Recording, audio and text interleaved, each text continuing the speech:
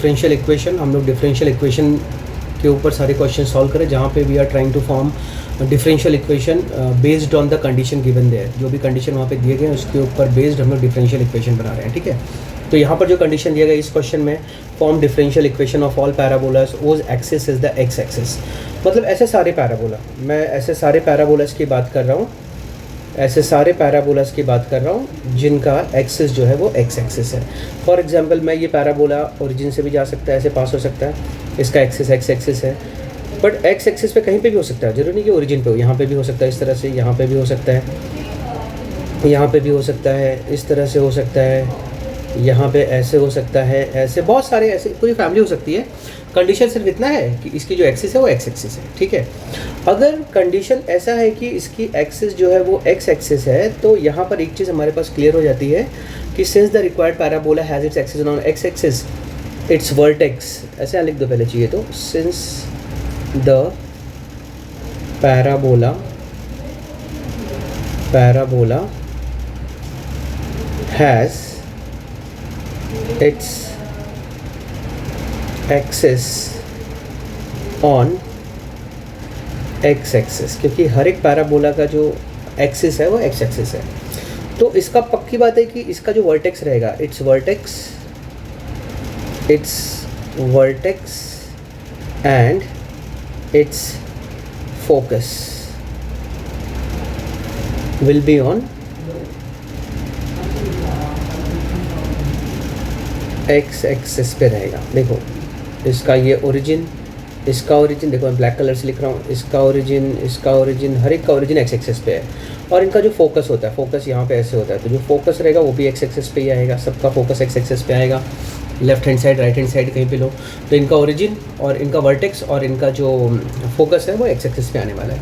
तो अगर ऐसे पैराबोला का अगर मैं इक्वेशन लिखने जाऊँ, ठीक है, मतलब इसका जो ये रहेगा वर्टेक्स यानी ये रहेगा, इसका जो कोऑर्डिनेट्स रहेंगे वो कुछ इस तरह से रहेंगे। हम लिख देंगे यहाँ पे कि लेट ए एच कॉमा 0, के नहीं रहेगा क्योंकि ये सब का सब एक्स एक्सिस पे आएगा, बी द वर्टेक्स, ये रहेगा वर्टेक्स है ये हर एक का।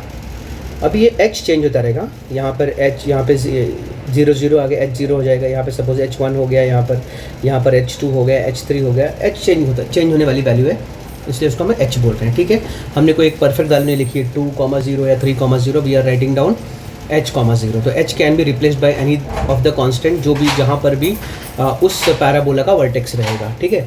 तो आगे चलते हैं, तो इस कंडीशन में जो पैराबोला आएगा उसका इक्वेशन कैसे होगा, ठीक है। तो इक्वेशन ऑफ पैराबोला किस तरह से आएगा इसका इक्वेशन हम कुछ इस तरह से लिखेंगे, y माइनस 0, क्योंकि y minus y1 the whole square plus y actual जो इसका इक्वेशन होता है वो इस तरह से होता है। मैं लिख देता हूँ, पहले आपको इसका स्टैंडर्ड इक्वेशन बता देता हूँ, वो इस तरह से होता है, just a second, y square is equal to 4ax, ये होता है इस तरह के पैराबोला का इक्वेशन। ऐसे होगा अगर लेफ्ट हैंड साइड पे बन रहा है तो y square is equal to -4ax, जब ये ओरिजिन पे होता है तब। बट इसका जो वर्टेक्स है इस वक्त ओरिजिन पे नहीं है, वो ओरिजिन पे हो भी सकता है नहीं भी हो सकता, अब डिपेंड करता है H,0 पे, ठीक है। तो अगर उसके हिसाब से मैं इसका इक्वेशन बनाने जाऊँ तो ये standard equation changes into y minus 0 the whole square, 4a constant है तो ऐसे रहेगा, लेकिन x के साथ क्या आ जाएगा, x में से h माइनस होगा। अब जैसे जैसे h की वैल्यू चेंज होगी उस तरह से इसमें चेंजेस आते जाएंगे। h जो है वो चेंजिंग जो मतलब आर्बिट्री कांस्टेंट है तो उसका वैल्यू चेंज होता रहेगा। Now I can write down this y minus 0 को क्या लिख सकता हूँ मैं, y माइनस 0 को लिख सकता हूँ मैं y स्क्वायर, क्योंकि 0 का स्क्वायर 0 हो जाएगा, यहाँ पर आ जाएगा 4a into x minus h. Now this is our equation 1, ये हमारा इक्वेशन 1 है जो कि स्टैंडर्ड इक्वेशन है जब इनका वर्टेक्स h पे होगा, ठीक है।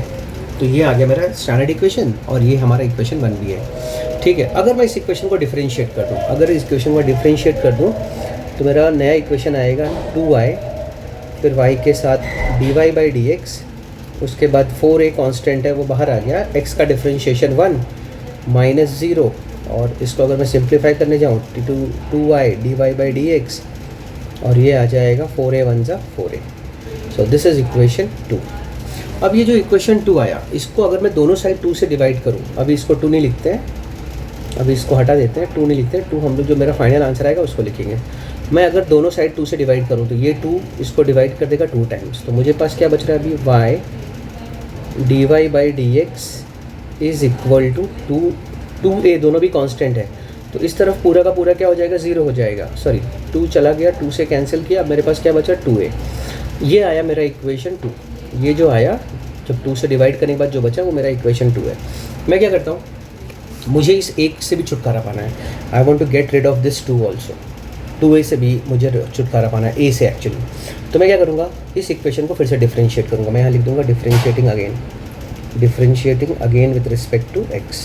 फिर से डिफ्रेंशिएट करूँगा तो ये वाला जो पार्ट है इसमें दोनों भी वेरिएबल है, तो u इंटू वी का फॉर्म लगेगा, u डिफ्रेंशिएशन ऑफ dy/dx मतलब y, फिर dy/dx का डिफ्रेंशिएशन क्या आ जाएगा, d2y/dx2 प्लस dy/dx और y का डिफ्रेंशिएशन फिर से dy/dx इज़ इक्वल टू 0। तो इसको हम सिंप्लीफाई करके लिख सकते हैं, y d2y/dx2 dy/dx 2 टाइम्स है, तो dy/dx the whole square is equal to 0। ठीक है, ये आ गया मेरा इक्वेशन। तो आप इसी इक्वेशन को कंसीडर कर सकते हैं कि जब वो ऐसा कहता है कि उन सारे पैराबोलास के इक्वेशन निकालो जिनका जो वर्टेक्स है वो एक्स एक्सिस पे आता है, या मैं कहूँगा उनकी जो एक्सिस है वो एक्स एक्सिस है। So this is the equation, you can mark this as your answer. So important question है, 3 मार्क के लिए एग्जाम में आता है। If you want I can give you the whole screenshot like this. आप ये पूरी तरह से इसका स्क्रीनशॉट ले लीजिए, सारा का सारा सोल्यूशन यहाँ पर है आपके सामने। ठीक है, I hope you understand this. अगले क्वेश्चन के लिए आप नेक्स्ट वीडियो देख सकते हैं।